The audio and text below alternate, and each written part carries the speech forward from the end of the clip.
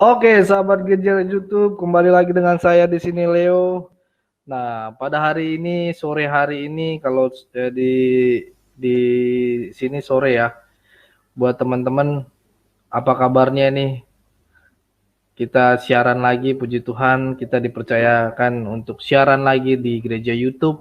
Selamat hari Minggu ya buat teman-teman yang bisa kebaktian secara langsung, tetap jaga kesehatan, pakai masker, ikuti protokol. Dan hari ini kita online, kita bersama Widi, Windy. Ini salah satu bagaimana dia terima Tuhan Yesus. Langsung aja saya panggil.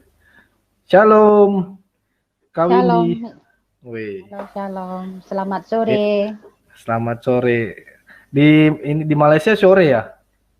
Sekarang setengah Malam tujuh, lah ya. dekat tengah Oh, tujuh ya, iya, tengah delapan dua 7. puluh dua, enam dua 8.20. puluh dua, Oh, 6.22. enam dua puluh Berarti dua, beda ya, 1 jam ya dari ya, Indonesia. Oke, ya, sebelum kita mulai, aku bawa dalam doa dulu ya Kak Windy, biar ini menjadi oke, berkat bagi yang nonton dan nama Tuhan terus dipermuliakan. Kita sama-sama berdoa. Terima kasih Tuhan Yesus buat malam hari di saat ini Tuhan kami bisa bertemu secara virtual bersama Kak Wandi Tuhan. Beliau rindu untuk membagikan kesaksiannya Tuhan.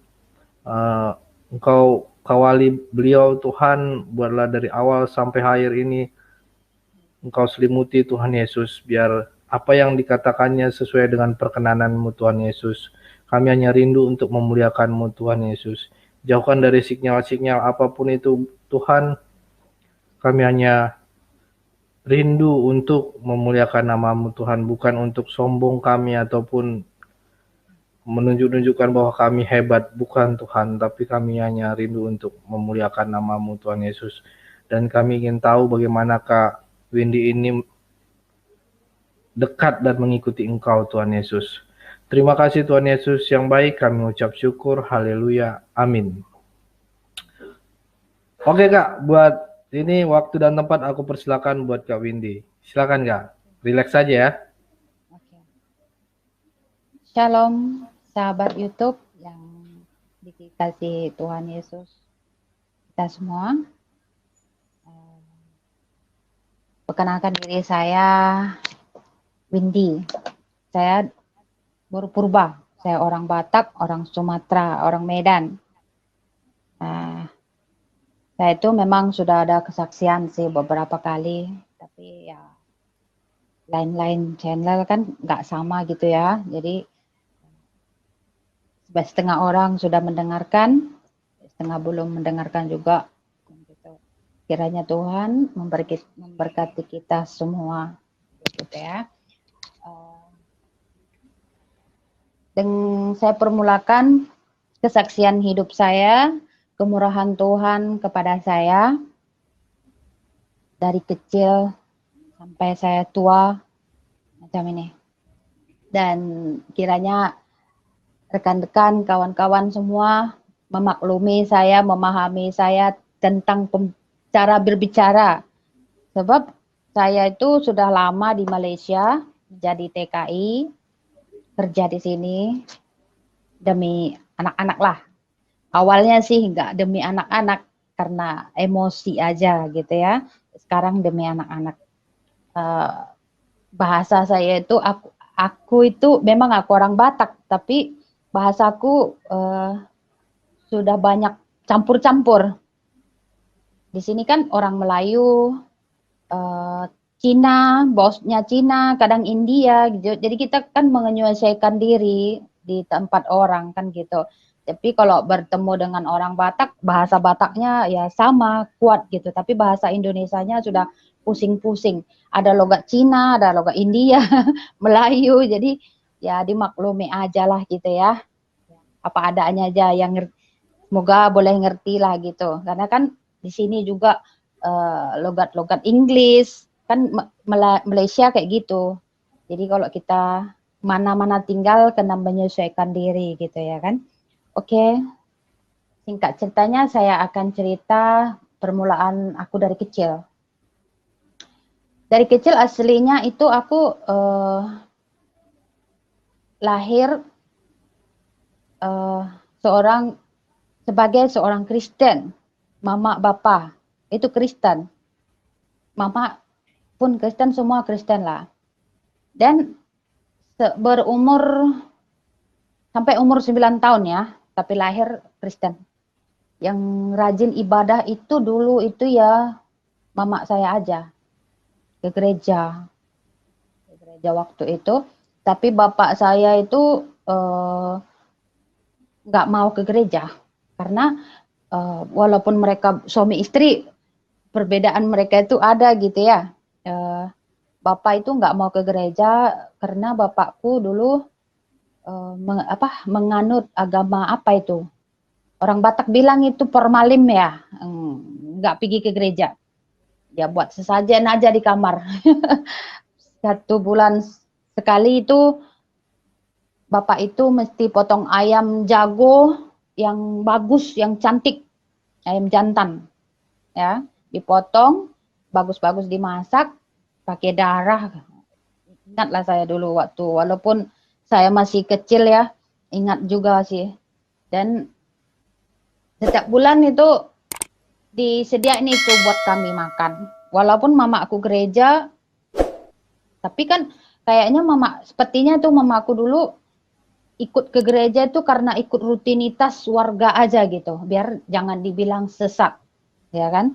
Oke, mama itu pergi ke gereja karena itu aja. Tapi lagi dia dulu kan gereja HKBP ya, semua umum kan boleh ikut gitu ya.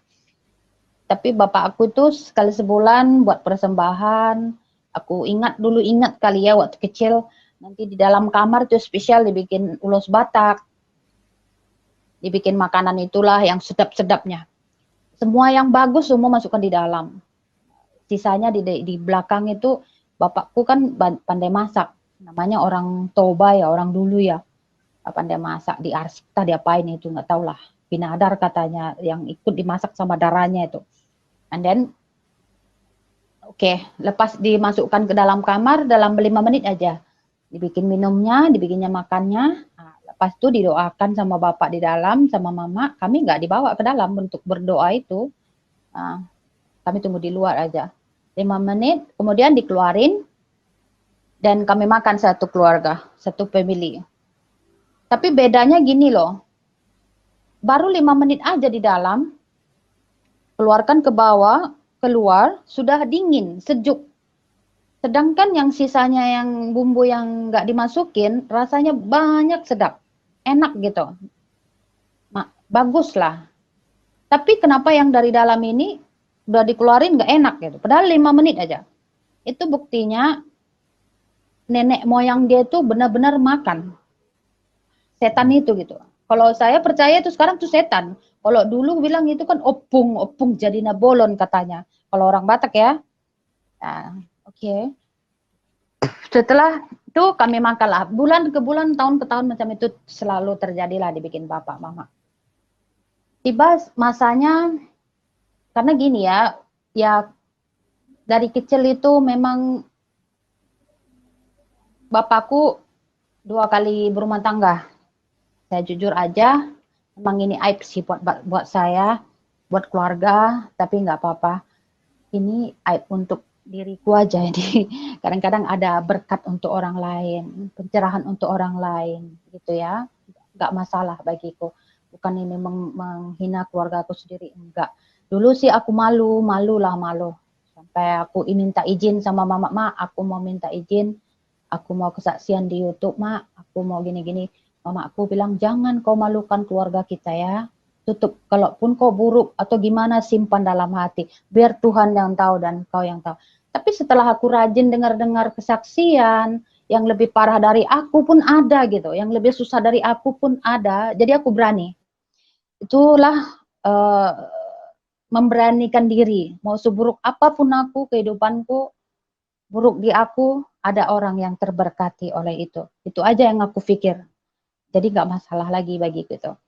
Dan singkat ceritanya, berumur 9 tahun, aku waktu itu, bapakku sakit. Udah mulai sakit. Bapak dulu itu masih muda lah, masih muda, 43 tahun. 43 tahun kan seorang bapak itu kan masih muda ya. Tapi bapakku tuh 2 kali kawin. Yang istri pertama itu meninggal, tiga kakakku, 3 abangku, 3 kakakku lah saudaraku. Dan 3 tahun dia sudah menduda, kawinlah dengan mama, nikah dengan mamaku gitu. Dan jumpalah cinta mereka. Karena dulu itu kawin tuh jodohin tuh sama istri pertamanya katanya. Oke. Karena cintanya mungkin sama mama ini, betul-betul mereka itu yang namanya suami istri sangat romantis. Berarti kecil-kecil pun aku udah ingat yang namanya, wah mama sama bapak ini nggak pernah gaduh gitu.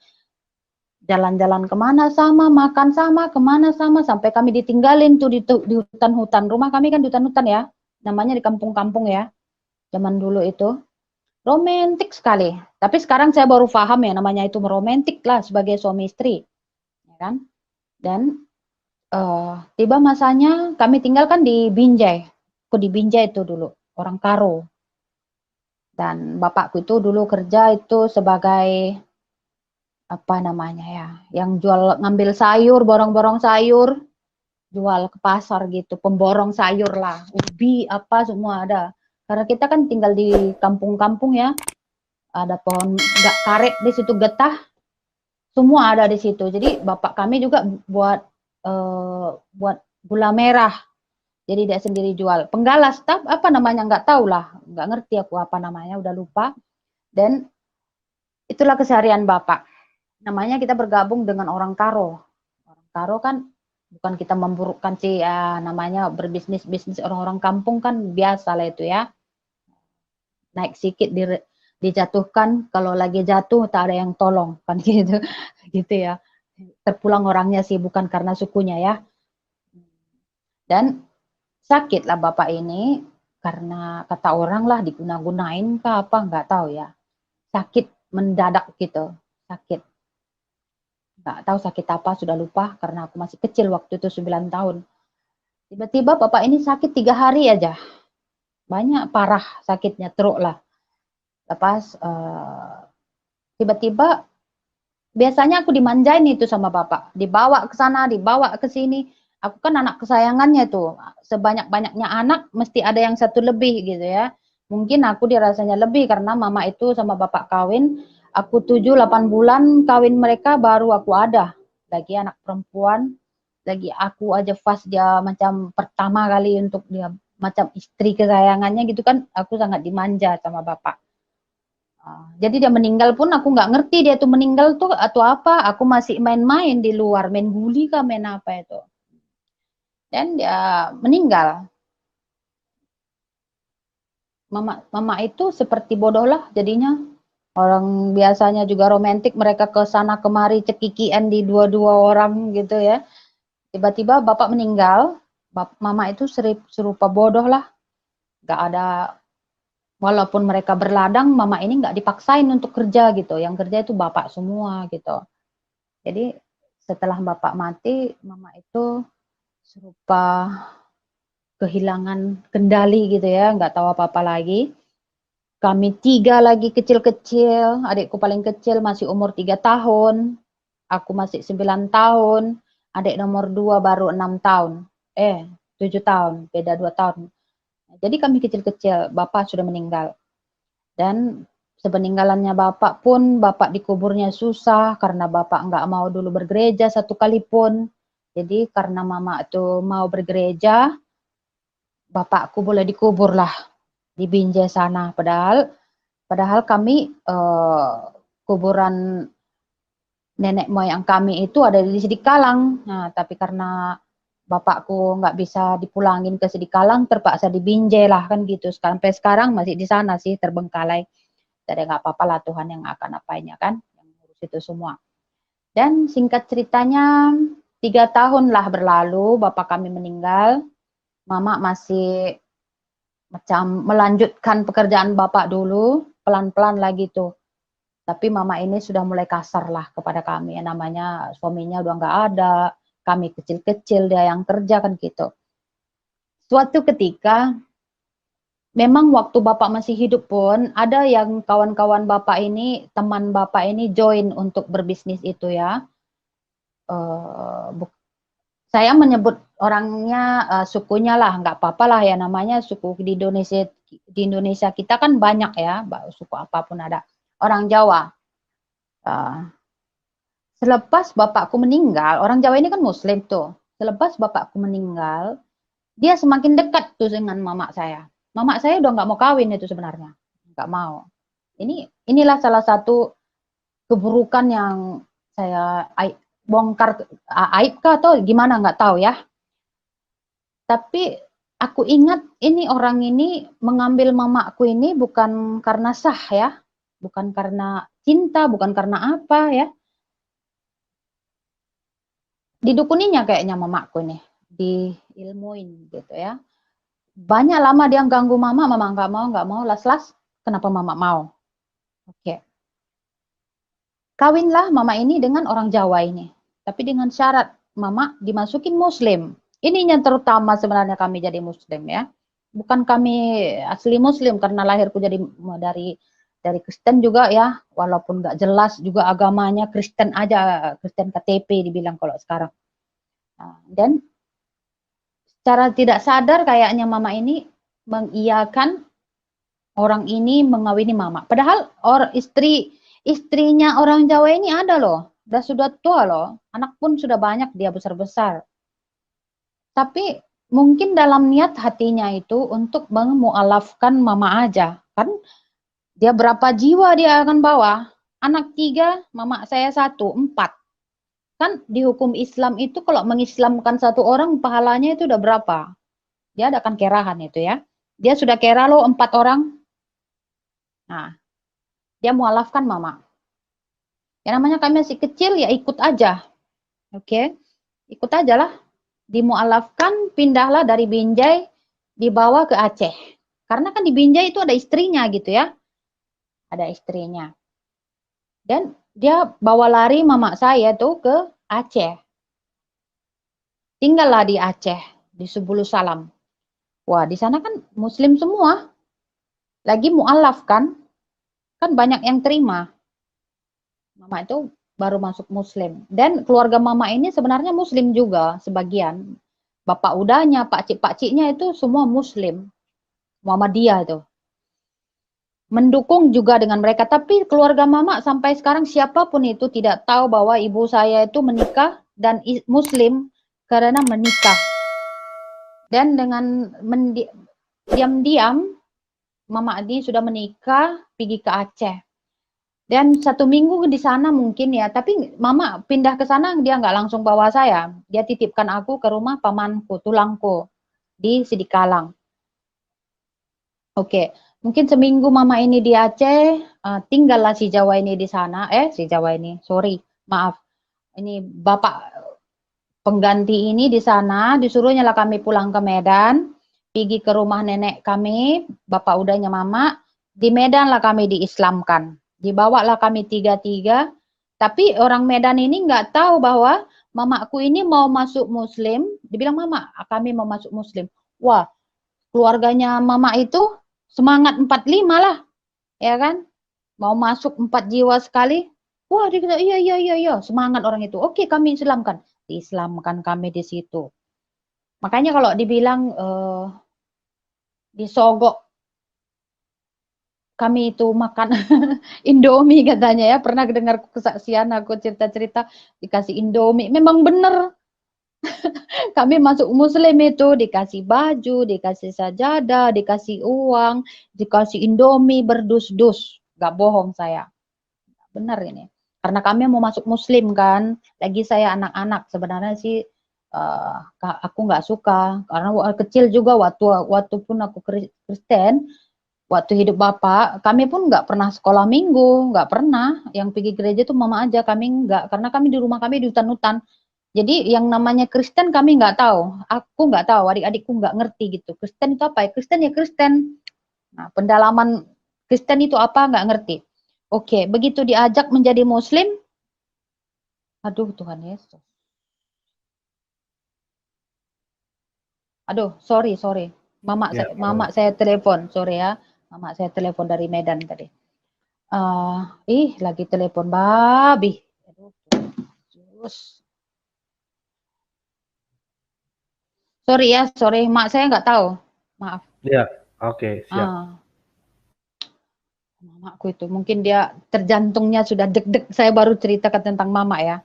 Hmm. Lepas sampai mana teh ya? Lupa. Aduh, Di dia telepon balik. Aduh. Ya, ya coba diangkat aja dulu nggak apa-apa Kak. Udah. Ini nggak Udah. tahu. Namanya orang tua. Dia ingat Ya. aku macam mana. Oke, udah sampai di Medan. Kami udah jadi Muslim. Sudah umur 11 tahun mungkin ya. 11 tahun aku waktu itu. 11 tahun. Sudah mulai besar lah sedikit. Makanya aku baru Muslim itu yang namanya maafnya ya disunat loh aku. Udah besar baru disunat aku. Nah, lepas baliklah kami ke Aceh lagi. Balik ke Aceh. Di sanalah mulai hidup kami dengan mama. Sebenarnya aku nggak mau ikut ke sana, tapi karena kata mama aku harus lanjut sekolah. Karena waktu itu aku masih SD ya, aku harus sekolah di sana. Aku sebenarnya tinggal sama tulangku gitu, tapi dibilang mama, walaupun kau tinggal sama tulangmu di Srikalang, jangan bagi tahu mama udah kawin ya. Aduh, ya udah, ya diam-diam aja gitu. Ya udah, dibawalah ke Aceh kami, aku sambung sekolah sana, SD sampai SMP.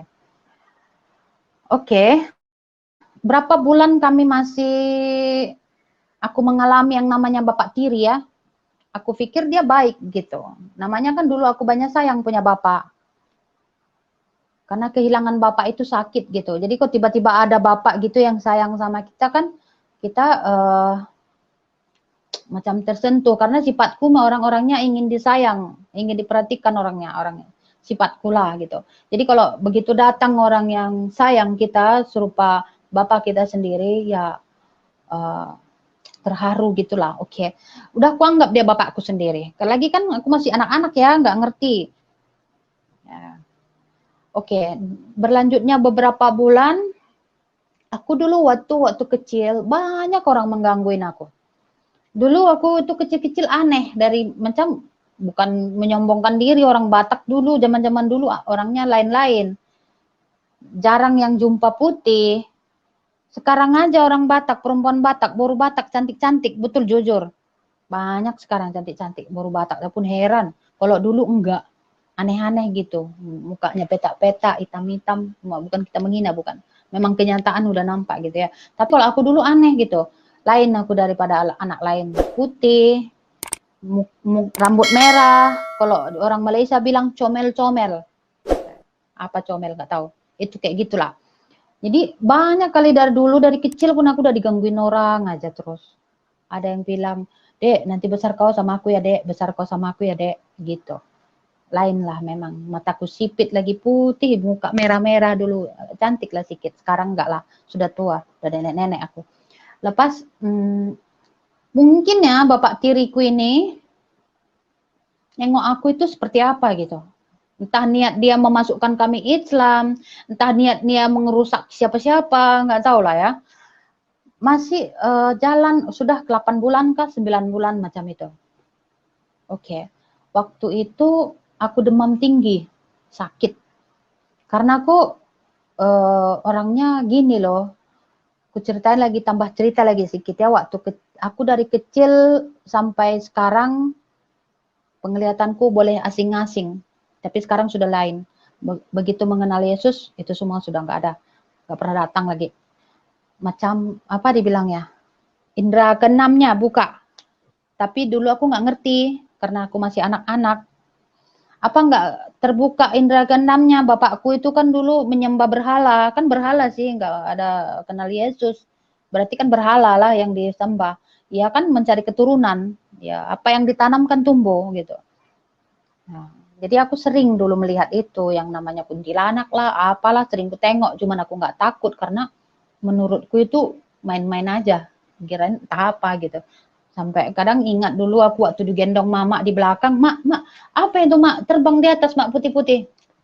Sering gue bilang kayak gitu, mama yang ketakutan, diam, bawanya cepat lari aku gitu. Jadi aku, penglihatan ganda aku itu ada dari kecil gitu ya. Dan si bapak sambungku ini pun dia orangnya juga macam dukun-dukun gitu sifat dia kayaknya. Tengok dia lah, namanya orang Jawa Banjar ya, dia Jawa Banjar tuh. Sorry, bukan karena sukunya, siapa orang pun ada. Nah, bukan karena sukunya ya, siapa bangsa pun itu ada semua. Zaman-zaman dulu, orang-orang tua dulu kan ada, bapakku sendiri ada. Tapi bapak bukan buat untuk jahat, bukan. Bapakku nggak menerima itu. Cuman dia aja menghargai, katanya, menghargai nenek moyang, mau kasih makan gitu. Gitu dia, bukan bapak buat jahat sama orang, enggak. Bapak paling baik orangnya.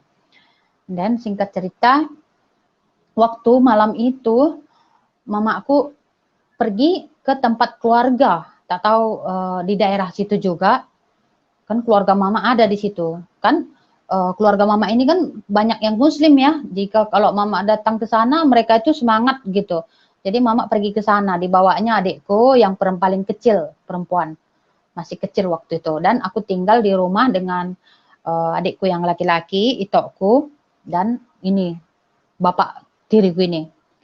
Demam tinggi lah, aku tinggi kali. Karena habis aku melihat tahap maghrib-maghrib. Kan rumah kami itu di hutan-hutan juga di Aceh sana. Kebun sawit 9 hektar. Itulah yang dijaga orang itu, diurus orang itu. Ada sungai-sungai. Aku pergi ke sungai pas maghrib-maghrib itu. Terlihat aku kakek-kakek yang putih-putih bajunya, janggutnya panjang. Lepas pulang dari sana aku demam. Nah, bukan aku takut, tapi mungkin batinku nggak nerima gitu. Mungkin itunya hantunya itu ustadz gitu atau kiai, jadi nggak nyambung kan gitu. Demam tinggi aku pulang ke rumah, demam tinggi kayak kalau dibilang step gitu, udah mau belik-belik mataku. Dan datanglah bapak tiriku ini, badanku panas sekali. Tiba-tiba dihampirinya aku, dihampirinya. Aku hari itu sudah berumur 10 tahun. 10 tahun ke 11 tahun.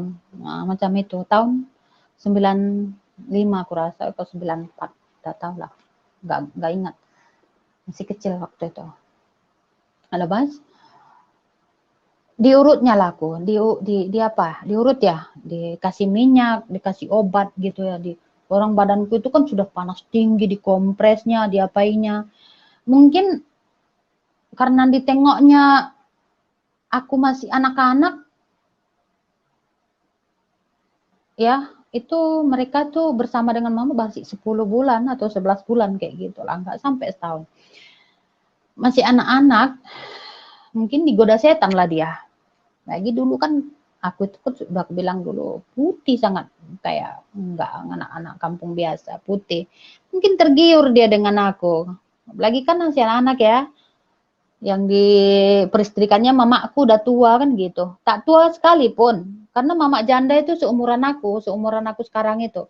Sekarang aku kan udah 38, mamaku janda pun umur-umur 35, 34, masih muda. Zaman dulu, zaman sekarang kalau janda 35 tahun, 30 tahun kan masih muda kan. Janda mama, janda mati kan gitu. Dan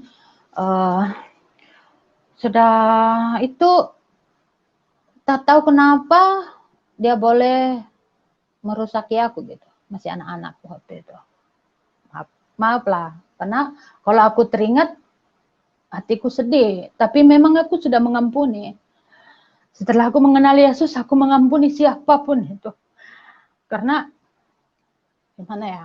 Maaf ya itu karena sedih, karena sebenarnya nggak mau mengingat sih, nggak mau kesaksian sih. Kadang-kadang kalau ingat aku boleh dendam lagi gitu, dendam. Tapi setelah aku mengingat Yesus, aku mengampuni, aku memaafkan. Oke, dia merusak aku, yaitu dirusakinya aku dengan ancaman. Namanya kita masih anak kecil, adikku perempuan lagi. Bilang kan, jangan kau bilang mamamu ya, kalau kau bilang mamamu, bunuh nanti adikmu. aku rusaki dan adik. Aku ingat adikku lagi satu perempuan ya. Kalau dia rusaki aku, nanti rusaki adikku gimana aku? Aku nggak berani, aku bunuh mamamu nanti katanya gitu. Oke, aku diam. Namanya aku masih anak-anak ya, dibekapnya mulutku, dirusakinya, tapi nggak bisa lawat. Itu anak-anak ya. 1 minggu aku dihajarnya terus, itu kurang ajar itu. 1 minggu sudah lepas, terus ditinggalkannya kami. Tinggalkannya, mama pun mungkin dia takut juga sih. Udah dirusaknya aku, udah dimasukkannya kami muslim, tinggalkannya kami. Mungkin dia takut lah. Mana tahu dia aku akan mengadukan gitu ya. Kalau zaman sekarang diaduin ke polisi itu, udah masuk penjara dia tuh. Tapi zaman dulu kita nggak ngerti yang namanya mengadu itu ya, nggak ada ngadu sih. Sama mama aja nggak aku ceritain. Sampai besar loh aku baru tertutup mulutku untuk ini semua. Sudah besar, udah punya anak 4, aku baru cerita aku sama mama loh. Saking takutnya dalam hatiku, mendendam, nyimpan dalam hati dari dulu itu. Trauma gitu. Dia seorang bapak, pengganti bapak yang baik, tiba-tiba membuat kayak gitu, jadi traumanya tinggi. Las-las, aku jadi ketakutan setiap hari. Seminggu dirusakinya, dia pergi, dia balik ke Medan, kami tinggal di Aceh. Oke. Mama tetap berjuang di sana. Mama pun serupa stres lah. Namanya belum sampai setahun. Ya, kerja sama-sama mereka apa-apa. Sampai SMP aku di situ, kelas 2. Kelas 3 mungkin. Bertahan mama. Bertahan serupa biasa, tapi aku tahulah sakit hati mama ini mendalam. Gitu ya. Satu suaminya meninggal, dan ini ditinggalkan gitu aja. Karena mesti ditinggalkannya juga, karena istrinya orang ini ada, anak-anaknya ada banyak. Dia memang, aku percaya ya, dia mengawini mama aku itu karena mau memasukkan agama aja itu. Bukan karena niat dia mau mengawini mama, enggak. Buktinya udah dirusaknya saya, udah ditinggalnya kami. Dia pergi balik ke istrinya kok. Oke. Selepas itu, tambah tahun ada selepas dia pergi tinggalkan kami di sana, kami masih bertahan di situ sampai aku kelas 2 SMP. Mama ini pun hari-hari makin garang sama kami gitu. Sama aku lagi terutama kan. Anak orang, kalau orang Batak itu anak paling besar kan tanggung jawabnya besar ya di rumah. Saya semua silap sedikit dipukul, dia papain, sampai ditelanjangin aku kayak mana-mana. Makanya aku dulu dari kecil sering mau bunuh diri gitu. Karena mama ini kenapa nggak sayang sama aku. Lagi aku nggak cerita gitu. Bahwa aku udah dirusak oleh suaminya. Karena kayaknya mama ini pelampiasan emosinya itu sama kami gitu. Sama aku terutama. Karena adikku masih kecil ya. Makanya aku lama dulu dendam sama mama. Sampai aku kawin, sampai aku punya anak banyak. Masih dendam aku sama mama. Selama aku belum memaafkan, selama aku belum mengenal Yesus, mama aku sendiri ku dendami. Karena apa? Dari kecil mama ini garang sama kami gitu. Tapi mama ini marah pun aku ingat, dia kan sudah muslim tuh. Tapi dia kecewa. Udah muslim, dia kecewa lah karena ditinggalin kan sama orang ini. Tapi udah di muslimin, tapi mau balik. Nggak boleh lagi gitu kan. Keluarganya juga sudah support dia semua kan gitu ya. Yang saya waktu aku muslim itu ya aku alim, adikku sekolah pesantren semua, aku juga sekolah pun sekolah adik agama. Tapi aku nggak teringat gimana ya, yang namanya masih kecil aku udah dimuslimin, aku alim lah gitu, berjilbab, yang kayak biasa, sembahyang, nggak pernah tinggal karena diajarankan di situ gimana ya, kalau nggak sembahyang masuk neraka gitu ya. Namanya anak kecil, kita masih belajar baru-baru. Dulu Kristen juga nggak pernah belajar Alkitab. Selepas itu masuk Muslim, belajar ya mesti kan kuat gitu ya. Itulah ya, walaupun aku sudah disakiti dengan, bukan karena agama kah, karena apa nggak tahu ya. udah disakitin, tapi dendamnya nih lama simpan di dalam. Walaupun aku sembahyang, baca Al-Quran, dulu aku pandai baca Al-Quran. Saking takutnya masuk neraka gitu. Karena katanya masuk neraka kalau nggak sembahyang, kalau nggak sholat. Sampai adekku tuh sampai sekarang bahasa Arab tahu. Aku enggak sih, karena waktu kecil pun udah kerja aku ya. Kerja sambil apa namanya bantu mama ya. Oke, sampai umur berapa aku di situ, sampai kelas 2 SMP. Mungkin mama ini jenuh juga. Dia jenuh bekerja di situ sendiri ya, jaga sawit ya. Pulanglah kami ke Medan, balik lagi ke rumahnya Pak Cik Mama itu yang Muslim itu. Dan Mama itu melamar kerja ke Malaysia. Itulah awalnya Mama pun juga pernah ke Malaysia tahun 97, 98. Pergilah Mama ke Malaysia. Oke. Aku itu namanya masih kecil sekolah sambil kerja. Mama udah nggak ada. Dalam hati nggak netap. Mau mati takut, hidup segan mati tak mau, kayak gitulah. Macam hidupku nggak ada tujuan kayaknya. Sekolah pun aku nggak mau. Nggak mau aku sekolah, karena di sekolah pun sampai SMP terus digangguin orang saja. Aku udah trauma sama laki-laki lagi. Takut sama laki-laki. Udah ngeri gitu. Jadi kalau demam aja pun aku, walaupun nggak ada orang, aku udah ketakutan sendiri. Nanti siapa lagi mau dekat-dekat sama aku gitu, padahal enggak gitu, padahal sendirinya aku udah nggak ada lagi siapa-siapa. Tapi ini masih kututup rahasia ini sampai aku besar gitu. Kenapa aku nggak teringat mau pikir mau bagi tahu mama ya? Jadi dendamku itu makin tinggi sama mama. Pasal udah dimasukin Muslim, dirusakin lagi aku jadi korbannya gitu, ya. Tapi aku tetap makin beriman waktu itu, makin sembahyang, makin ya Allah ngaji. Kenapa nasibku kayak gini? Kenapa nasibku kayak gini? Itu aja aku terus ku ratapi hidup itu seperti apa. Mengadu saja sama Allah aku. Tapi Allahnya nggak jawab. Makin panggil Allah, makin terpuruk pula aku. Betul makin terpuruk. Oke, udah dirusak. Udah, aduh, pokoknya susah kali lah. Banyak kali pengen mau mati, aku kadang-kadang mau lompat aku ke sungai itu biar mati, tapi macam ada lagi yang menahan aku gitu. Mungkin arwah bapakku dulu masih ikut-ikut gitu ya, karena aku selalu datang ke mimpiku, karena aku asal mau nangis, bapak kau tinggalkan aku jadi kayak gini, bapak selalu mengadu-ngadu gitu, matinya orangnya, tapi aku selalu nangis. Apalagi kalau dipukuli mama aku ya, kalau mama pukul-pukul aku, mesti aku mengadu bapak gitu. Jadi kalau kita sebut dia kan, dia selalu datang ke mimpi kita kan gitu. Itu namanya iblis ya. Jadi singkat ceritanya, mama udah pergi ke Malaysia, aku udah kehilangan arah, udah pergi ke Medan.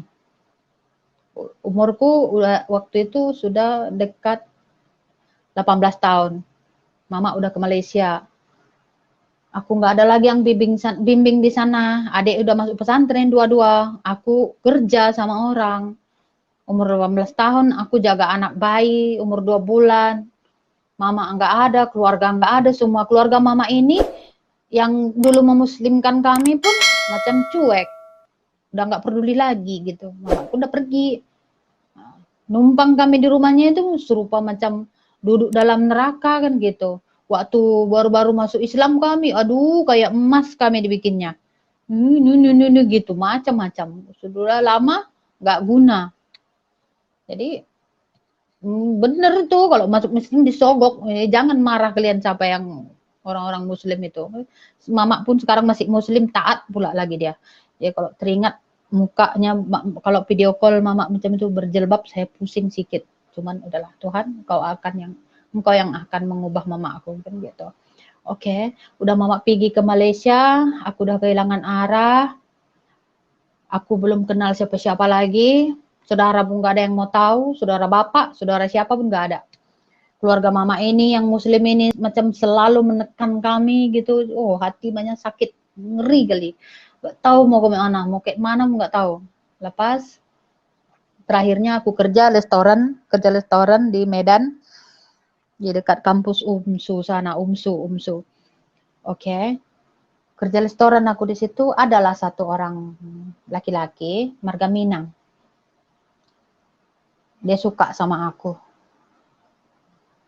Sebelumnya aku udah dekat-dekat pacaran juga dengan orang yang Kristen gitu. Orang Kristen tuh mau sama aku nggak mau. Bilang enggak, aku nggak mau Kristen. Aku kan udah fanatik tuh ya.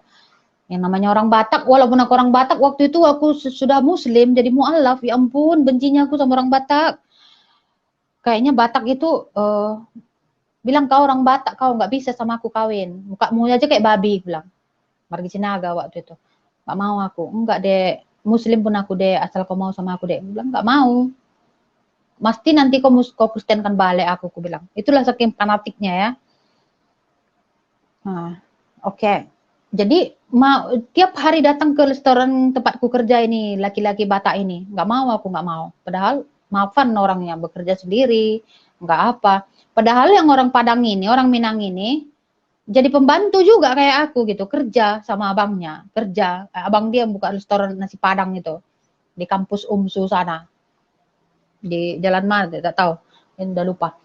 Nah, tapi karena dia Muslim, ya kuyain gitu.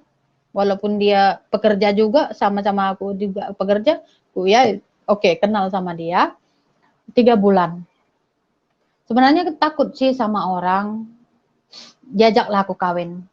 Bilang nggak boleh, aku masih kecil, masih 18 tahun waktu itu. Dia sudah umur 25, lebih sedikit dia dari aku.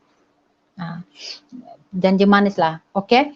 Lepas kan dari kecil kan aku udah trauma banyak gitu ya, tapi karena keadaanku yang susah, mendesak, jadi terpaksa gitu. Kemana lagi aku mengadu? Masih kecil-kecil aku udah capek kerja kan gitu ya, cari uang. Nah, diajak kawin lah, aku nikah, aku mau. Tapi sebelum kawin, aku bagi tahu, aku udah gini dulu waktu kecil.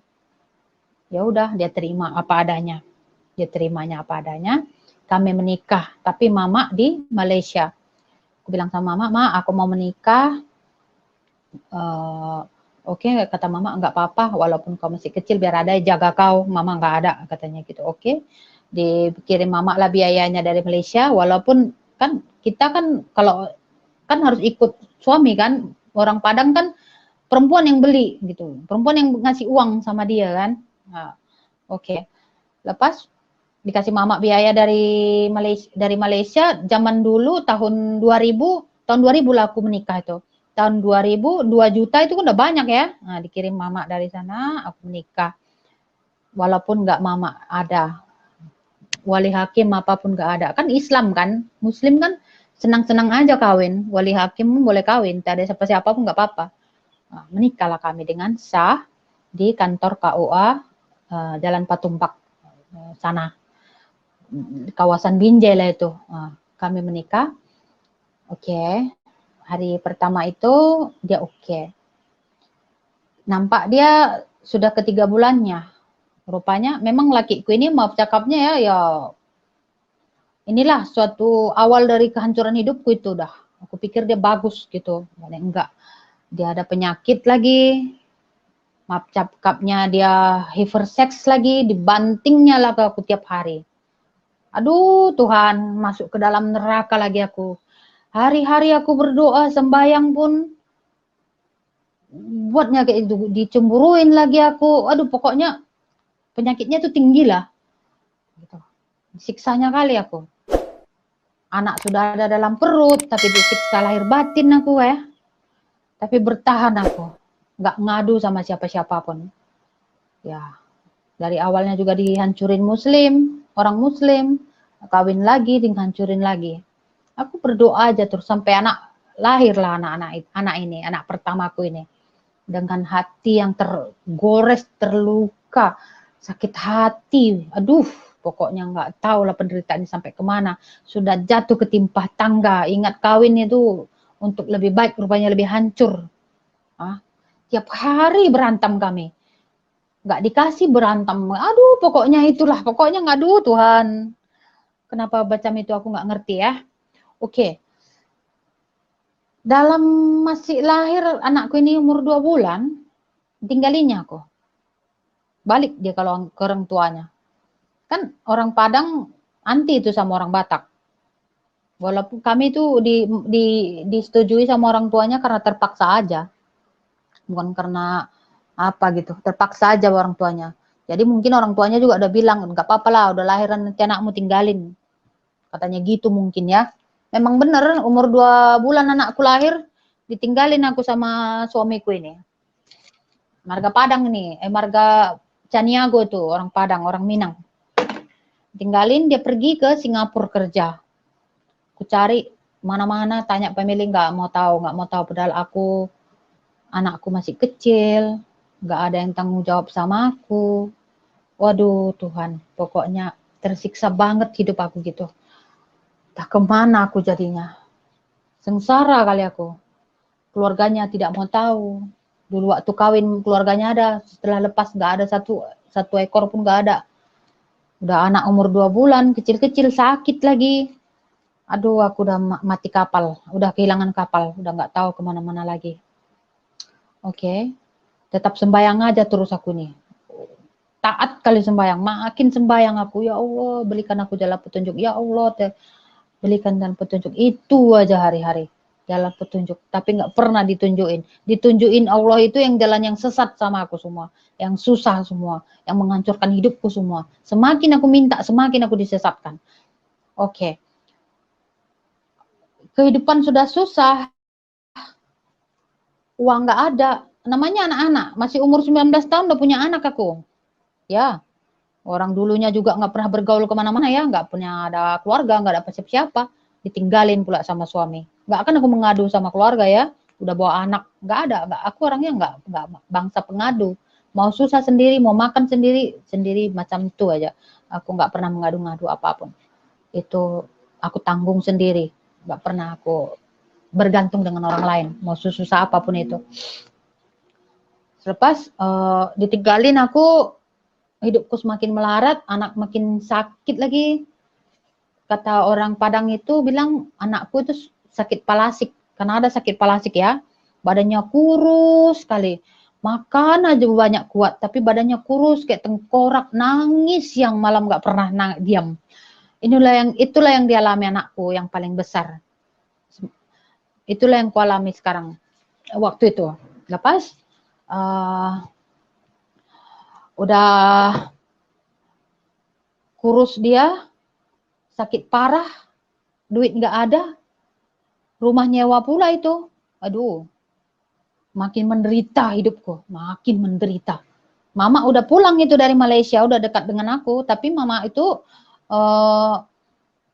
udah kehabisan uang gitu. Namanya juga di Malaysia juga dulu dia gaji pun sedikit aja, 250 ringgit aja sebulan.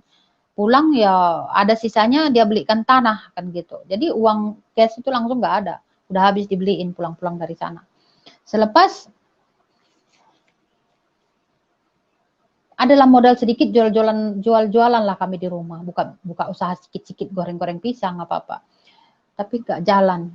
Yang datang malahan laki-laki semua. Namanya aku janda muda ya. Janda muda, anak satu.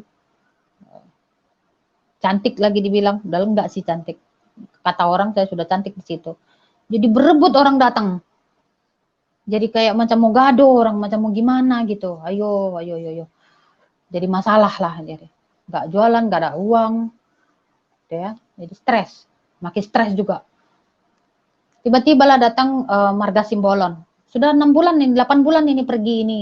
Suamiku ini nggak ngasih uang, nggak ngasih kabar, nggak ada apa-apa gitu ya. Datanglah tiba-tiba Simbolon ini datang ke kedaiku, menawarkan dengan bagus ya. Awal-awalnya datang baik-baik macam itulah. Ditengoknya anakku udah sakit, aku hidupnya sengsara gitu ya. Tak tahu kenapa, karena kegalauan hatiku itu ya, dia suka sama aku iyakan. Tapi aku bilang, oke, kalau kau mau kawin sama aku boleh. Kan waktu itu kan udah 8 bulan tuh lakiku apa.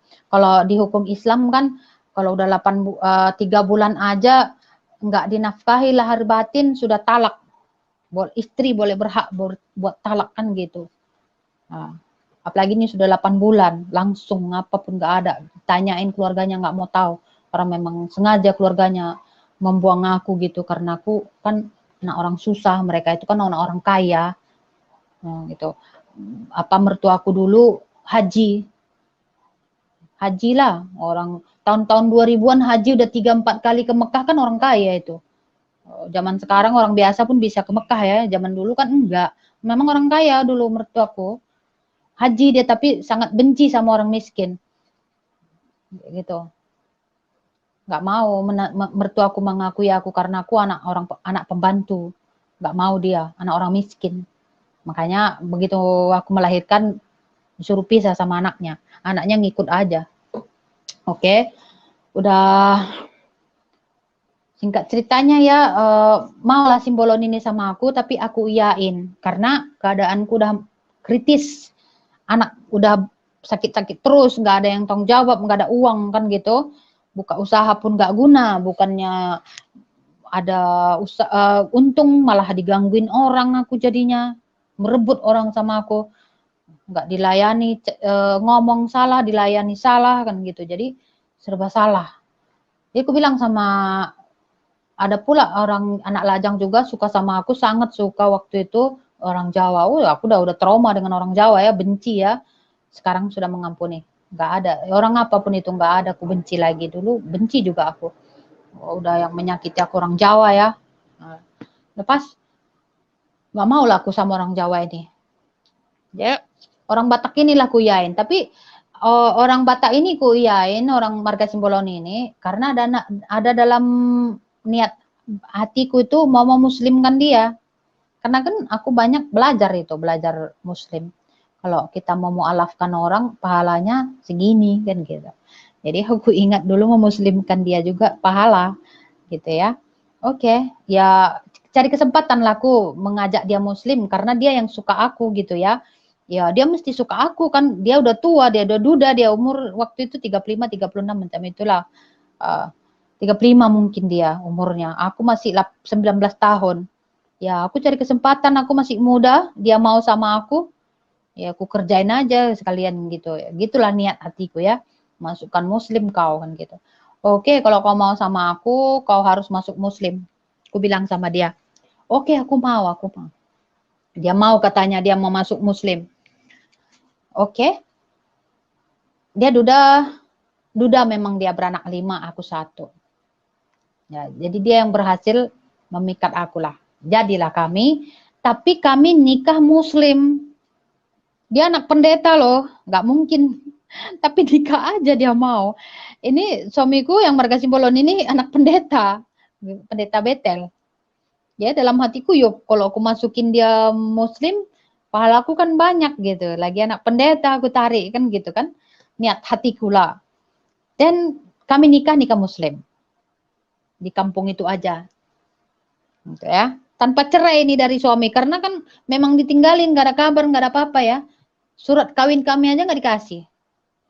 Nggak tahu di mana simpan mertuaku. Nggak dikasih rupanya. Begitu kita menikah di kantor KUA, satu-satu suami istri dikasih surat kawinnya. Kalau aku enggak, kami sah di kantor nih. KUA kawin tapi nggak dikasih surat kawinnya. Jadi aku kawin dengan Simbolon pun nggak ribet karena surat kawinku nggak ada. Gitu. Nggak dikasih mertuaku dulu yang haji itu. Memang itulah niat mereka ya, bukan untuk niat baik. Dan nikahlah aku di kampung itu dengan siri. Muslim kan cincai, apalagi lakiku mau juga masuk muslim gitu ya. Muslim yang di sekitar kami itu semangat juga. Oh masuk muslim, dia dari anak pendeta gitu ya. Mau aja, yuk semangat orang itu. Nggak sah pun di kantor KUA pun nggak apa-apa. Oke. Dan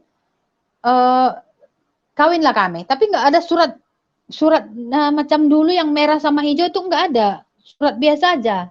Orang siri kan, kampung-kampung aja gitu. Nanti buat lagi gitu ceritanya. Oke. Nikahlah kami. Baru berapa hari kawin, katanya muslim. Tapi kenapa pergi ke kedai tuak ini orang? Tengok dia, kenapa kau ke kedai? Ulang, udahlah, bikinlah agamaku katanya. Aduh, mulai stres aku kan. Oke, berjalannya waktu Ambil anak pertama lah aku dari Simbolon. Oke, ambil anak pertama dari Simbolon. Dia udah pergi ke gereja ini. Dalam hatiku ya udahlah, namanya juga aku kawin untuk gimana ya, aku kawin sama dia kan untuk menyelamatkan diriku juga gitu, bukan karena cinta. Terang-terangan gue bilang sama dia, aku kawin samamu karena kau mau masuk muslim dan kau mau menolong aku, bukan karena cinta ya. Baik-baik sama aku. Aku bilang sama ya, aku bilang, iya nggak apa-apa, cinta itu bisa tumbuh di belakangan hari, katanya. Bilangnya gitu loh, udah nggak apa-apa. Kau boleh miliki aku tapi tidak memiliki cintaku ya. Terus Bang bilang sama Simbol, oke, berjalannya waktu bolehlah itu, katanya. Berjalannya waktu juga dia pergi ke gereja, saya enggak. Saya sembahyang di rumah. Jadi di rumah kami itu satu Al-Quran, satu Alkitab. Dia kan anak pendeta, mesti dia buat Alkitab di rumah ya. Nah, dan seperti biasa dia minum juga, main judi juga, tapi ke gereja juga gitu. Itulah. Jadi enggak patokan juga dia, walaupun dia anak pendeta, anaknya juga ikut pendeta, enggak ya. Anaknya bejat juga. Ya itu yang macam bilang tadi, namanya orang Batak ya, ya minumnya kuat. Minum, mabuk hari-hari, pukul 3 tiap hari pulang. Minum hari-hari itu, main judi. Enggak mengurangi belanja di rumah sih. Susah memang, sampai dia tuh, suamiku ini kerja nggak pernah jadi kuli orang. Dia main judi di luar supaya bawa uang ke rumah, gitu aja. Tapi nggak masalah bagiku, karena uang itu bukan hal bagiku itu. Karena apa? Waktu suamiku pertama dulu semuanya ada juga, dia menghina aku terus, gaduh terus, apa-apa gitu, nggak pernah menghargai aku, nggak pernah menghargai orang tuaku gitu ya. Tapi Simbolon ini walaupun kayak gitu, dia hormat dengan mama, bertanggung jawab di rumah. Tapi memang sifat dia memang macam itu, dia nggak boleh jadi kuli orang, jadi dia macam cara macam mana menjudi pandainya dia, aku nggak tahu, bisa menghasilkan uang, itulah dia bijak lah. Tapi ya seadanya lah, namanya uang judi dibawa ke rumah ya. Tapi aku bahagia gitu, karena apa? Karena aku jadi sama dia, udah bertanggung jawab dengan anakku, dia besar sampai sehat sampai saat ini. Dari umur 8 bulan sampai sekarang umur anakku tahun ini sudah 20 tahun. Besar di tangannya. Dan akan sukses itu, aku percayakan Tuhan akan buat itu sama anakku. Karena dialah. Oke, berjalannya waktu tuh aku nggak ngerti bahwa dia memang dia sangat cinta sama aku, sangat sayang sama aku. Tapi aku dalam cintanya itu, aku memanfaatkan dia, belum ada niat aku untuk suka gitu, enggak. Hanya memanfaatkan dia aja dalam hatiku. Kapan kau nggak bisa masuk muslim? Gitu ya. Terus kuniatkan dia masuk muslim terus. Berdoa, udahlah, ngapain kau sembahyang-sembahyang terus? Ke gereja Mahita, ke gereja lah kita, katanya. Gak ada gunanya kau sembahyang-sembahyang. Bilang, diam kau, bilang, bikin agamaku. Suatu saat Allah akan membuka hatimu. Bilang gitu. Oke. Mungkin walaupun dia penjudi, pemabuk, tapi masanya hari Minggu dia ke gereja, mungkin didoakannya aku di sana. Didoakannya. Pergilah ke gereja. Asal pergi dia ke gereja, mesti panggil aku ke gereja. Aku nggak mau. Aku tetap dengan pendirianku. Walaupun anak sudah 3 dari dia. 3 dari dia, 1 dari yang pertama, jadi 4. Ya, 4 semua anak laki-lakiku semua. Sampai sekarang udah besar, udah lajang-lajang. Dia yang membesarkan. Dan suatu saat bilang, apa sih yang kau apakan dari Kristen itu? Aku bilang, apa hikmahnya? Selalu kukotbahin dia, dikotbahin aku balik. Gitu. Jadi nggak membal, ya udah diam-diam aja terus. Degil kali, benci kali. Aku benci pun nggak guna, anak sudah banyak. Ya, pernah aku tinggalin juga dia waktu anak pertama udah lahir, aku tinggalin dia karena pasal agama aja gitu. Balik lagi karena anak, ya gitu ya. Aku ingat lagi karena anakku yang pertama nggak mau ninggalin dia. Ya aku terpaksa balik loh sama dia. Pernah aku tinggalin juga dia. Tapi anakku yang pertama, saking sayangnya dia sama bapaknya, dia nggak ngerti itu nggak bapaknya kan. Karena dia dari kecil juga dibesarin sampai besar, sayangnya bukan main. Ya, jadi itulah keadilan Tuhan bagiku. Bapak tiri yang menghancurkan aku, tapi Bapak tiri juga lah yang menghidupi anakku sampai sekarang ini. Jadi Tuhan itu adil. Walaupun masa itu aku menderita, tapi ada rencana Tuhan yang indah bagiku. Buktinya Bapak tiri yang menghancurkan aku sampai seumur hidupku, aku sampai mendendam dengan orang, mendendam dengan mamaku sendiri. Tapi Tuhan kasih jalan yang indah bagiku, yaitu menunjukkan Bapak tiri juga macam Simboloni ini menghidupi anakku sampai sekarang. Sekolah tinggi sekarang dibikin Simbolon, sekolah kapal, perkapalan laut. Itulah saking hebatnya dia. Tapi sampai di situ pun pengorbanannya bagiku, aku belum mengerti yang namanya itu aku masih egois gitu, masih egois. Karena dalam niat hatiku itu untuk balas dendam sebagian. Karena lelaki sudah menghancurkan saya akan menghancurkan lelaki juga. Gitu. Gitu dalam pikiranku terkadang lah. Dan tiba waktunya sering kami berdebat tentang agama. Dia menang, aku pun tak menang, sama-sama. Ya udah diam.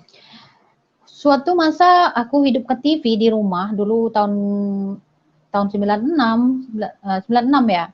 Nah, tahun 2006 ya. 2006. Ada TV di Indonesia itu di Medan, Daily TV. Kan sering itu film kartun-kartun.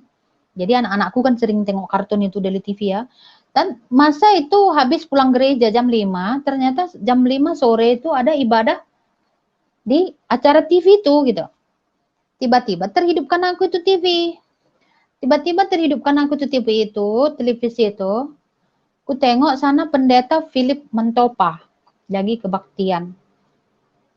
Aku kan benci itu sama orang Kristen yang mau ku pindahin, mau ku matiin. Langsung tiba-tiba dibilangnya gini dari layar televisi. Jika Anda ingin merasakan kehadiran Tuhan, agar Tuhan melawat hidup Anda dan mengubah hidup Anda, dibilangnya kayak gitu, dalam TV itu ya, ikuti doa saya, katanya. Aku bilang, hei, benar ya, Tuhanmu boleh menghidup orang, boleh mengubah hidup orang. Aku bilang gitu, karena dalam hatiku, yang paling susah itu, yang paling menderita itu aku aja, gitu. Mana boleh dia mengubah aku? Aku aja tiap hari sembayang, minta sama Allah, nggak ada ubah tuh hidup aku, lagi sengsara aja terus. Gitu, gitulah. Bilang gitu ceritaku di cerita TV. Jika Anda percaya, tadahkan tangan Anda, ikuti kata-kata saya, katanya. Ikuti kayak gini. Ikuti kata-katanya. Anda akan merasakan Roh Kudus yang berkuasa di atas Anda, atas kamu, katanya gitu. Aku bikin sekali, nggak ada apa-apa. Alah, banyak kali bohong kau, aku bilang. Kau bilang tadi bisa mengubah, bisa datang Roh Kudus lah, apalah. Banyak kali bohongmu kau, pendeta kafir kau. Aku bilang gitu. Udah mau ku gini kan lagi, kunyut kan TV-nya mau ku tutup. Saya tahu Anda belum percaya dengan kuasa Roh Kudus, katanya gitu. Kayak tahu dia, mungkin Tuhan kasih tahu itu pendeta bahwa saya sangat membenci Yesus supaya dinyatakan kepada saya gitu. Bilang, oke ya, aku akan terai kau satu kali lagi ya. Kalau kau benar-benar Tuhan Yesusmu itu nyata, akan datang kepada aku, kau bilang itu, oke, aku percaya. Ikuti perkataan saya, lapangkan hati Anda, jika Anda memiliki apapun yang ada dalam beban hati, lepaskan. Katanya gitu. Oke, dalam kali itu, enggak gini lagi, aku minta ini, kayak gini. Aku ikuti kata-katanya itu. Belum sampai dia ngomong, langsung pos. Macam mataku tutup, tapi ada cahaya terang, peng, masuk ke tanganku ini, kayaknya sup sampai ke kepalaku. Pus sampai ke badan. Nger gitu, langsung dingin, macam dingin badanku. Aduh, apa yang terjadi? Aduh, sorry pendeta, rupanya ngomong bener gitu. Bilang gitu. Aku bilang kayak gitu ke TV itu. Padahal TV aja, karena aku rasakan apa yang dibilangnya itu masuk melalui tanganku, pus masuk ke badanku gitu. Panas, hangat gitu. tapi macam keluar cahaya gitu dari TV, padahal tutup mata saya. Tutup mata. Mulai aku ketakutan. Waduh, benar ya. Tuhan Yesusmu dahsyat ya. Bilang. Oke, saya masih berkeras hati. 1 minggu full, dari situ mulai dari aku tengok TV itu, 1 minggu full aku mimpi yang tidak baik selalu. Aku mimpi itu selalu berjalan di suatu gunung, panas sekali di bawah, api menyala-nyala kayak gini. Menyala-nyala mau menyambar aku aja terus. Padahal aku sembayang loh, tiap hari sembayang. Subuh aku nggak pernah tinggal itu. Tapi dalam 1 minggu itu, mimpi ini selalu dengan mimpi yang sama. Datang, itu aja. Dan terakhir kalinya, aku udah ketakutan ini. Udah tiap hari ini datang ya, ada apa ini? Jalan aku satu bukit ini, gunung ini nggak habis-habis gitu. Tapi api di bawah itu menyala-nyala. Masa bukit ada api? Gunung kok ada api gitu? Kan seharusnya kalau gunung itu kan pepohonan ya, ini nggak api gitu. Api nyala. 1 minggu full. Oke. Lepas itu ke 1 minggunya pas ketakutan aku. Terakhirnya tuh aku banyak kali takut kali udah sampai gini-gini. Satu tangan tiba-tiba gini, nadahkan tangannya, dua-dua tangannya. Kenapa engkau takut? Pegang tanganku. Kau pasti boleh naik ke atas. Saking takutnya aku tengok bersinar kali. Dia memang nggak nampak mukanya aku, gini aja tangannya menadahkan, diluruskannya karena aku mempraktekkan kan tanganku nggak boleh lepaskan, kalau dia enggak tangannya lurus gitu, putih terang kali, hanya tangannya nila nampak aku, telapaknya nih, pegang tanganku, kau tidak akan terjatuh, kau akan boleh naik ke atas katanya gitu. Kenapa engkau takut katanya? Aku pegang, push, hilang.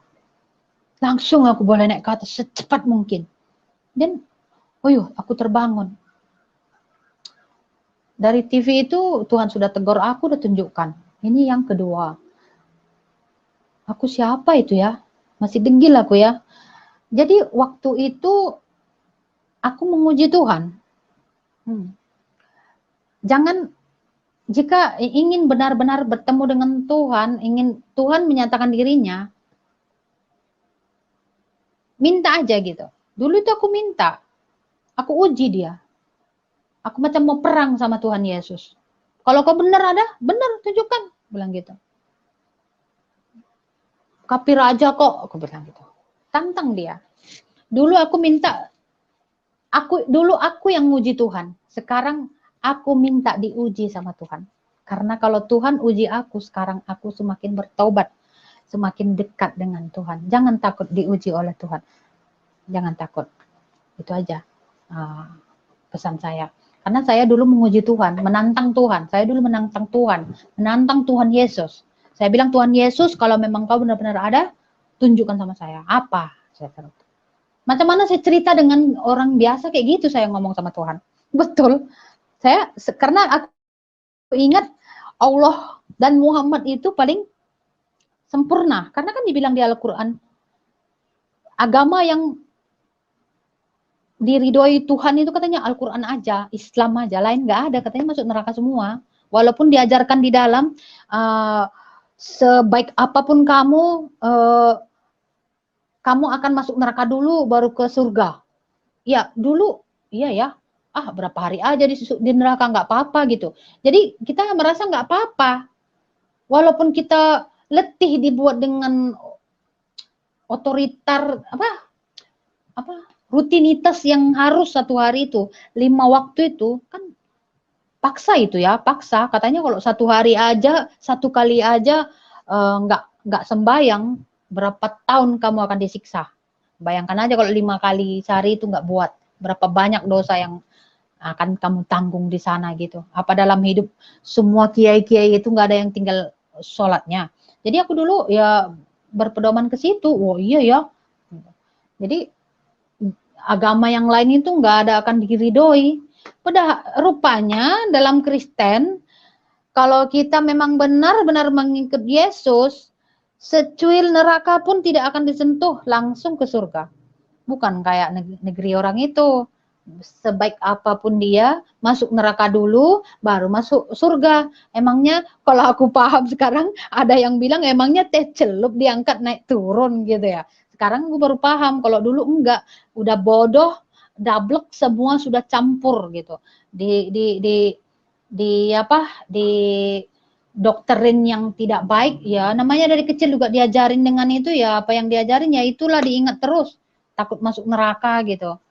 Nah, yang nggak jelas pun ditakuti, yang nggak ngerti pun ditakuti, peraturan banyak tapi nggak terjalani semua, ya kan gitu ya kan, dari hal-hal benda apapun neraka semua dalam Al-Quran itu, semua neraka aja yang diceritain, nggak ada yang surganya itu sedikit aja.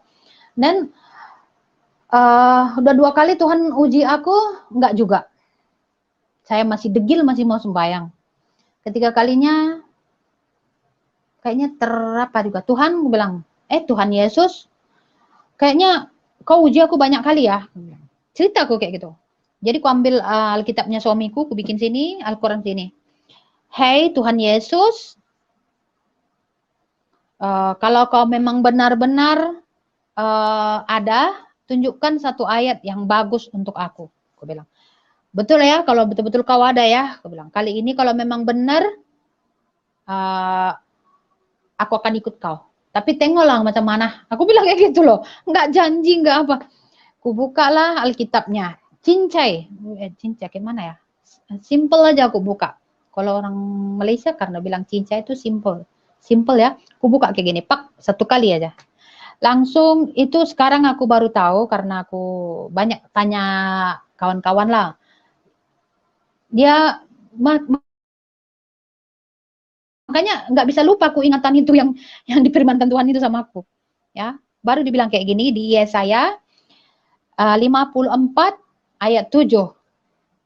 Yang dibilang hanya sesaat lamanya aku meninggalkan engkau, tetapi karena kasih sayang yang besar aku mengambil engkau kembali. Wah, ini benar yang dibilang. Karena apa ya? Sebentar aja sih saya sudah berpaling dari itu. Kan saya dari Kristen tuh ya.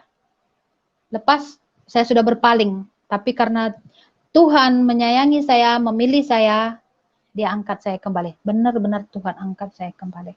Mulai dari situ saya mau bergereja ke depannya. Minggu depannya saya mau bergereja. Tapi ke gereja saya minggu depannya sudah dekat Natal tuh. Sudah dekat Natal. Langsung pendeta itu, aku nggak ada cerita, nggak ada apa-apa gitu ya. Pertama kali fast saya masuk gereja itu. Besoknya hari Minggunya itu dikasih aku liturgi untuk Natal 25 Desember kemudian. Tanpa aku sadari, dia kembali memberi ayat itu kepada saya. Waduh, kan harus dihafal ya. Kita harus liturgi ke depan itu nanti ya. Lagi aku tengok, kenapa ini yang pernah aku baca di Alkitab kok datang lagi nih? Padahal aku nggak cerita loh sama suamiku, nggak cerita. Langsung itu lagi aku baca, itu lagi. Berarti memang benar. Yesus itu memilih, gimana ya? Kalau kita menantang dia gitu, dia akan tunjukkan dirinya kepada kita supaya kita percaya kepada dia. Dan nyata dalam hidup saya. 4 kali dibikinnya, kayak gitu, baru saya percaya pada Yesus. Lepas saya mulai bergereja, sudah mulai 1 bulan saya bergereja, cakap Tuhan, karena waktu itu bisnis suami saya itu nggak ada ya. Pencarian suami saya itu Simbolon itu nggak ada. Tapi anak sudah banyak ya, sampai apa nggak ada di rumah, beras nggak ada, apa nggak ada, lakiku nggak mau kerja. Bukan nggak mau kerja, dia gengsi gitu ya. Jadi, tapi aku nggak pernah ribut, nggak pernah bising gitu. Ya apa adanya, aku udah terima.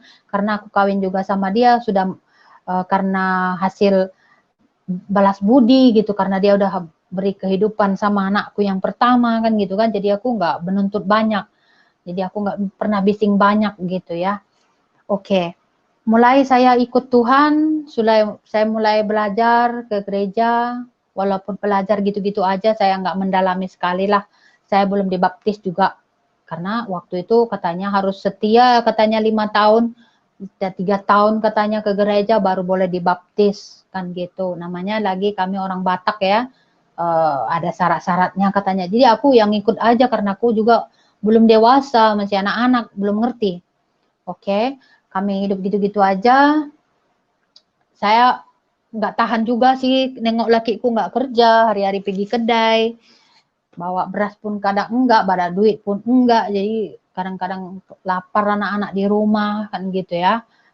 Tapi saya sabar aja, saya berdoa aja sama Tuhan, berdoa aja, Tuhan Yesus, saya sudah mulai belajar mengucap Yesus dulu, Allah Allah, tapi begitu mengenal Tuhan Yesus 4 kali menunjukkan hadiratnya sama saya, firman-Nya, baru saya percaya Yesus, saya baru berdoa tiap malam selama 2 minggu. Tuhan Yesus tolong kasih malaikat penolong untuk suamiku supaya dia dapat kerja Tuhan. Tuhan itu aja nggak berubah. Permintaanku itu setiap minggu, setiap hari. Setiap pukul 2 malam. Setiap Tuhan Yesus tolong suamiku. Kirim dia malaikat yang akan menolong dia. Itu aja. Itu aja yang aku minta sama Tuhan. Ternyata Tuhan mendengarkan doa saya. Kedua minggunya pagi-pagi pukul 7 orang ketuk pintu kami pagi-pagi. Halo Pak Simbolon, ayo kita berbisnis. Dia bilang gitu, berbisnis lah. Start dia mulai bisnis, mulai semua ada. Tapi itulah ya, semakin kita dekat kepada Tuhan, saya pikul salib saya bukan seperti orang lain. Dibully keluarga, dibully tetangga, enggak. Saya sendiri, sebab saya tidak pernah bergabung dengan orang lain. Saya dulu sendiri-sendiri aja. Walaupun keluarga suami saya yang sekarang itu keluarga pendeta, tapi mereka itu tak begitu dekat dengan aku lah, karena kan aku masih anak-anak ya. Sepatutnya mereka itu memang membimbing aku sih, karena aku dari Kristen, dari Muslim kan, tapi mereka juga ya seperti biasa lah gitu, macam Kristen lah gitu. Tapi aku ya belajar sendiri. Dulu pun aku Muslim ya belajar sendiri, ya fanatik sendiri gitu. Jadi waktu sudah jadi mengenal Yesus pun ya sendiri aja gitu. Jadi nggak pernah ada pelajaran dari orang lain, aku nggak ada. Dan singkatnya waktu mulailah pikul salib saya di situ. Suamiku udah mulai ada bisnis. Dulu dia waktu susah, dia sangat perhatian denganku, dengan anak-anak, apa adanya di rumah, oke dia makan, apa yang ada, oke dimakan. Selepas ini bisnis sudah ada, malah aku yang rajin ke gereja, dia tak ke gereja. Nah, jadi pusing kan? Ya namanya suatu pohon yang tidak disiram dengan air kan mati, bantet, ya nggak naik, nggak dikasih pupuk, nggak dikasih apa-apa. Mau sesubur apapun tanahnya itu kalau nggak diurus kan banyak rumput kan. Nah, gitulah istilahnya. Dan saya yang rajin ke gereja, dia enggak gitu, malas. Dan dia berubah. Semua bisnis sudah ada, semakin naik. Tapi dia sudah lupa kacang dengan kulit. Gitulah pemikiranku ya. Jadi aku lagi putus asa. Itulah itu mengakibatkan aku meninggalkan dia lagi dari 2011 sampai sekarang. Tapi aku meninggalkan dia pun bukan karena apa gitu ya, gimana ya. Banyak kali aku tinggalin dia pasal agama aja. Sesudah aku udah masuk Kristen, dia pun lagi macam itu, oleng, saya pun sudah pusing lagi. Pikul salibnya semakin kuat saya. Ubah, Tuhan yang uji saya kah? Setan yang uji saya nggak tahu ya. Mungkin setan yang Yang bodohnya saya sudah mengenal Yesus, sudah mendapatkan berkat Yesus, suamiku sudah naik, tapi karena dia sudah ubah, saya pun jadi ubah jadinya. Karena menurutku dia kan kepala keluarga ya, dia yang mengajak saya jadi Kristen, yang membawa saya jadi Kristen, dia yang jadi ubah, kan jadi saya pusing. Lagi latar belakang saya dari kecil pun kan karena sakit hati kan gitu. Jadi kalau dia sudah pusing, saya punya hati pun pusing juga. Saya tinggalkan dia tahun 2010, saya pergi ke ke negeri orang lagi gitu. Nggak ke negeri, bukan Malaysia, sama Indonesia juga. Saya pergi ke Sibolga, yang bodohnya saya masuk Muslim lagi dalam berapa bulan itu. Aduh, saya mengucap lagi 2 kalimat syahadah. Waktu kecil saya dulu sudah mengucap itu, lagi saya mengucap. Kan bodoh kan? Saya entah setan apa yang merasuki saya waktu itu. Kan? Memang kalau jika kita sekali mengucap itu 2 kalimat syahadah itu ya, itu benar-benar itu macam suatu mantra itu. Aku sudah memahami itu, mantra. Kalau kamu ucap itu, kamu akan susah untuk keluar ke situ. Gitu. Benar itu saya sudah rasain.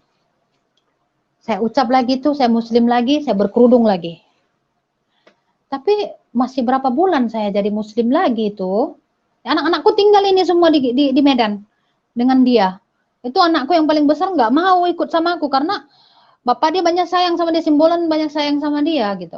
Jadi aku tinggalin Simbolon itu nggak bawa anak, apapun nggak ada gitu. Jadi karena dalam hatiku dari kecil juga saya susah, nggak ada siapa-siapa, hidup saya sengsara, lagi saya sudah kawin sampai 2 kali macam ini pun tetap juga kayak gini. Jadi pengaduan hidup saya itu nggak ada gitu. Jadi kosong saya. Nah, jadi jalan sendiri, hidup sendiri, makan sendiri gitu.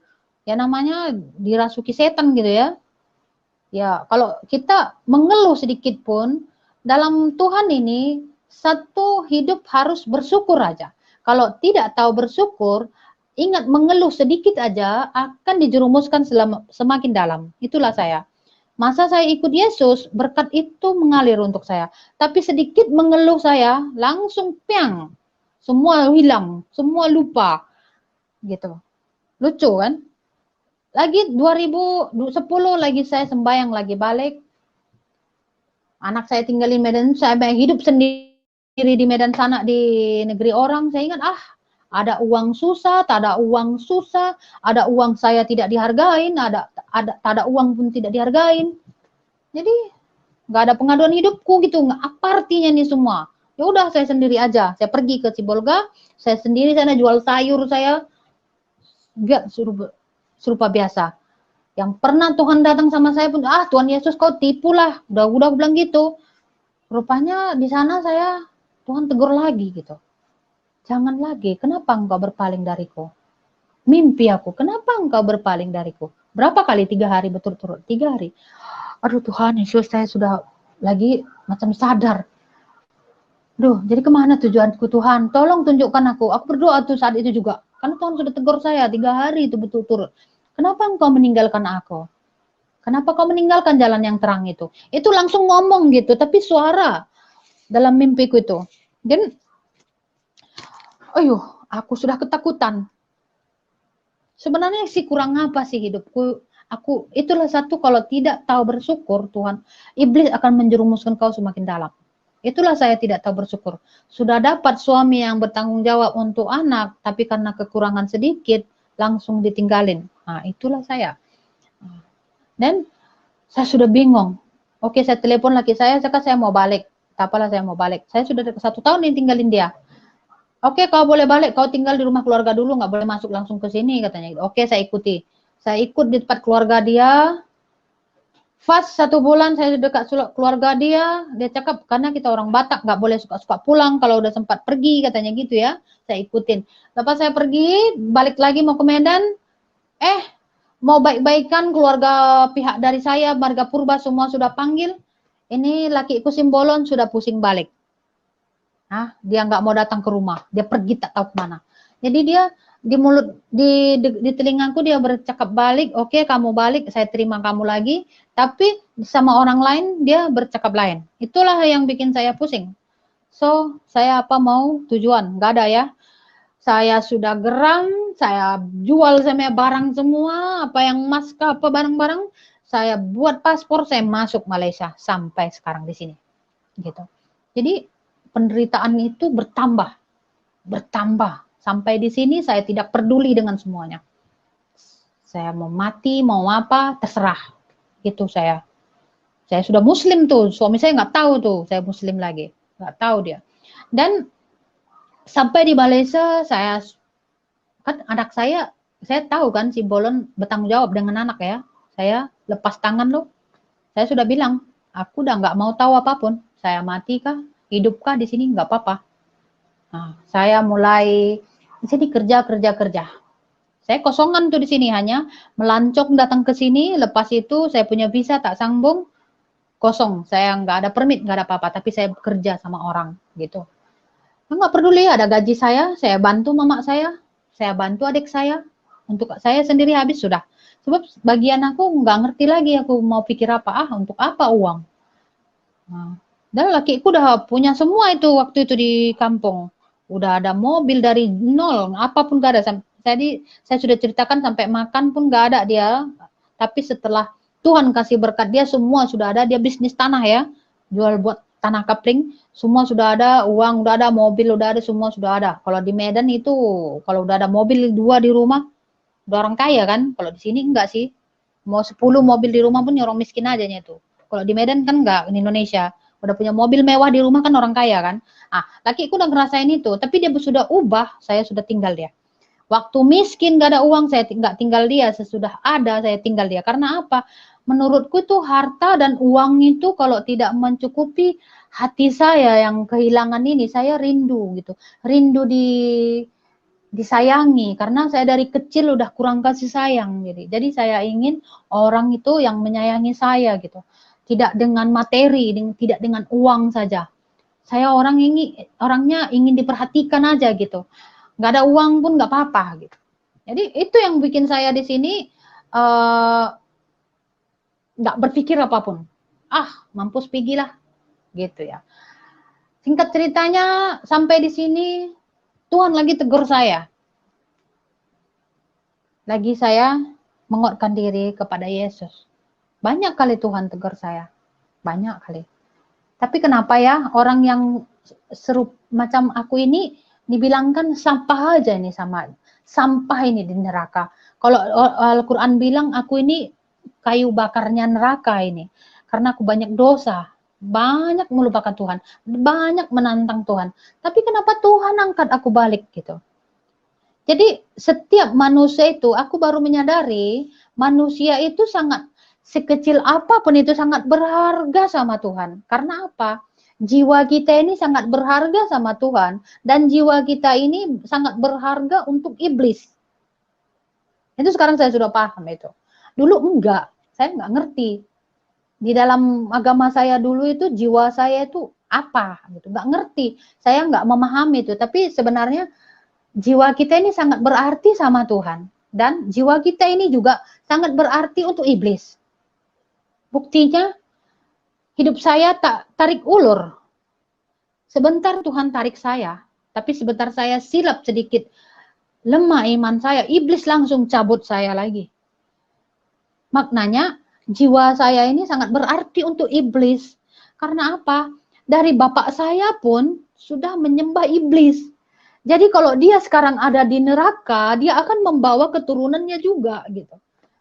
Saya percaya bapak saya itu karena tidak mengenal Yesus, dia ada di neraka atau di mana saya tak tahu. Sekarang saya sudah menyadari itu. Dulu setiap saya nangis, Bapak aja sekarang. Tapi setelah saya mengenal Yesus, oh ternyata bapak saya itu Tuhan Yesus. Dia yang tidak hilang untuk saya selama-lamanya. Dan dia akan menempatkan saya di tempatnya mana dia tinggal gitu. Dan saya percaya Tuhan pasti sayang kepada saya. Kalau dia tidak sayang kepada saya, kalau dia tidak berharga kalau jiwa saya tidak berharga sama dia, kenapa dia banyak sekali mengangkat saya? Padahal saya ini orang apa? Bukan saya keturunan orang bilang keturunan nabi, bukan keturunan apa. Saya ini keturunan orang yang berdosa aja gitu. Bapakku keturunan orang yang berdosa, opungku pun keturunan yang orang yang berdosa. Sampai ibuku pun sekarang tak tahu aku gimana mau bilang ya.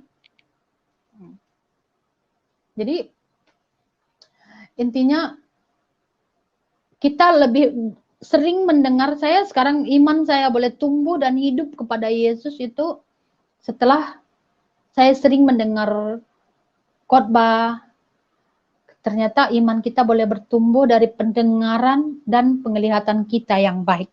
Jika kita dibimbing dengan baik, kita pelajari, kita lihat yang baik, kita pun jadi baik gitu. Tapi sesekali hati kita itu tidak boleh berpaling dari rasa bersyukur kepada Tuhan. Kalau kita melenceng sedikit, mengeluh sedikit saja, dia akan tarik kamu ke dalam yang tidak benar. Seperti saya. Itulah saya sampai sekarang pun memang belum dibaptis saya, karena saya memang belum siap juga. Lagi saya karena di perantauan, saya mau pulang pun udah nggak boleh ya, karena keadaan sekarang corona. Itu halah saya nggak boleh balik juga. Dan setiap saya dekat kepada Tuhan, walaupun sekarang saya sudah dekat 10 tahun di Malaysia ini, tapi suami saya bilang dulu, kesombongan adalah awal kehancuran. Karena suami saya itu dulu sombong jadinya, karena dia udah ada uang, sombong dia jadinya. Dan sekarang dia sudah nggak ada lagi, dia perkataannya memakan dirinya sendiri.